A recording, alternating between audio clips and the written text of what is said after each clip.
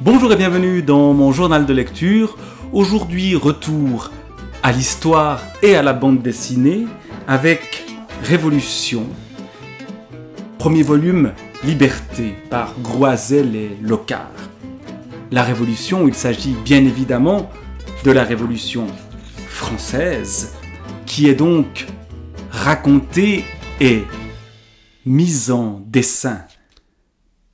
Ce mot de la liberté, si souvent répété, fit un effet comme surnaturel et échauffa toutes les têtes.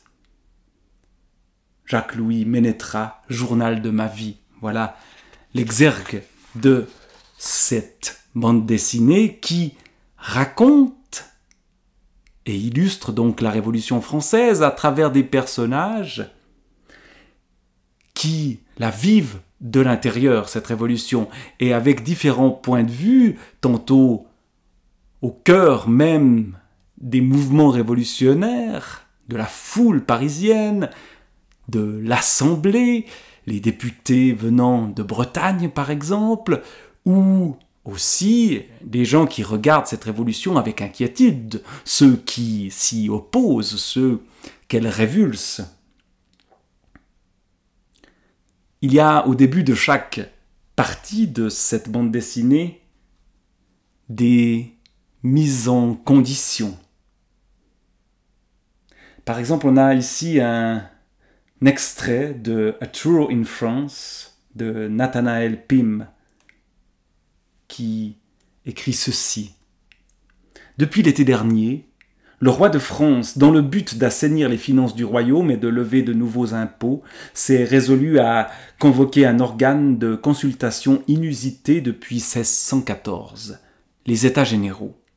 Les notables des trois ordres qui constituent le royaume de France, le clergé, la noblesse et le tiers-état, ont élu une assemblée de 1139 représentants chargés de légitimer la réforme fiscale. Ils arrivent à Versailles, chargés des doléances de tous les Français, mâles, âgés d'au moins 25 ans. La teneur de ces cahiers déborde largement la simple question de la crise financière. Voilà le point de départ, ces fameux états généraux qui vont dégénérer ou qui vont, au contraire, suivant le point de vue qu'on adopte, s'émanciper de cette thématique assez précise de la fiscalité pour remettre en cause l'ensemble du fonctionnement du royaume de France.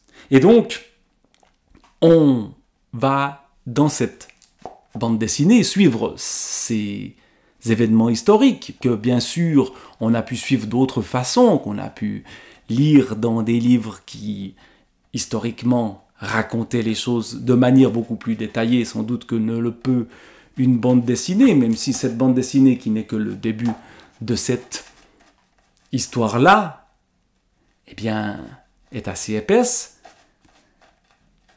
eh bien, le fait de le dessiner rend peut-être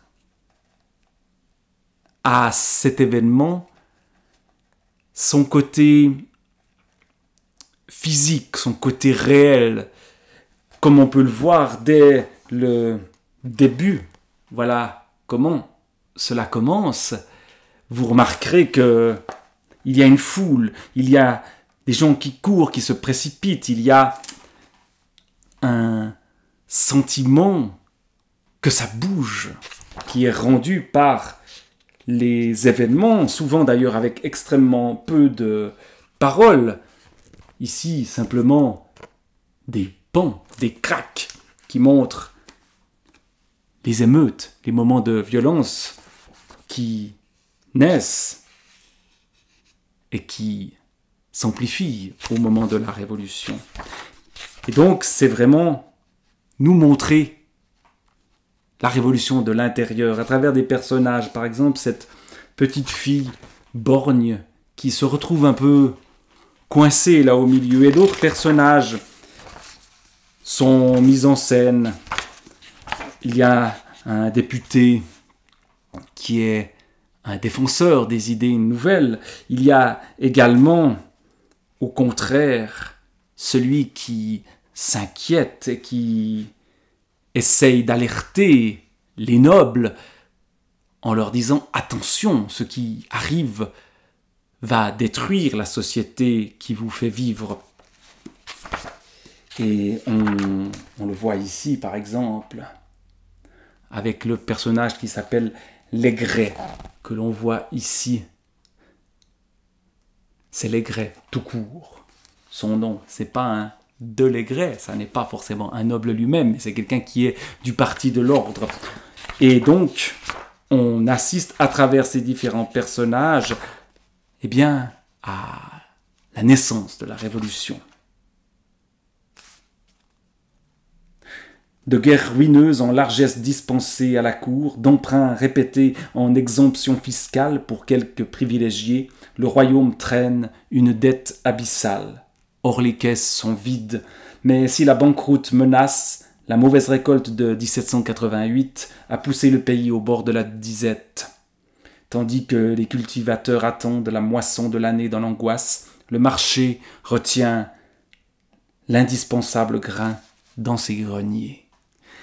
Et on sent gronder, et on voit gronder la révolte. On voit aussi ceux qui sont peut-être privilégiés, qui se déplacent pour aller assister à ces états généraux et qui vont, d'une manière ou d'une autre, s'y engager, soit dans le sens de l'histoire et de la Révolution, soit contre ce sens-là.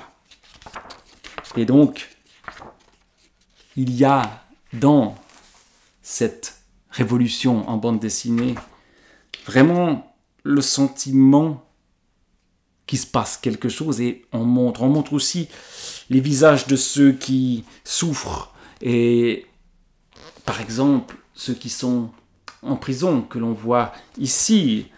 C'est dessiné d'une manière extrêmement brutale, parfois, dans les visages, dans les effets de foule qui tout d'un coup vont submerger ceux qui tentent de réfréner la révolte populaire. Et on voit ici le rôle aussi des femmes dans les foules parisiennes qui s'allient avec la troupe, et la révolution qui n'est pas que une histoire d'assemblée, même si l'assemblée elle-même est montrée aussi, mais regardez ces effets de foule qui bougent, qui poussent, qui changent véritablement le monde. Et on voit ce changement dans cette bande dessinée qui, au fond, nous permet, sinon de comprendre tous les détails, les tenants et les aboutissants de la Révolution française, qui est vite complexe, ça nous permet quand même de voir l'effervescence, de voir qu'il se passe quelque chose, et de se représenter le bouleversement que cette révolution a pu être. Alors là, on est dans la phase de liberté, dans la première phase. Cela se termine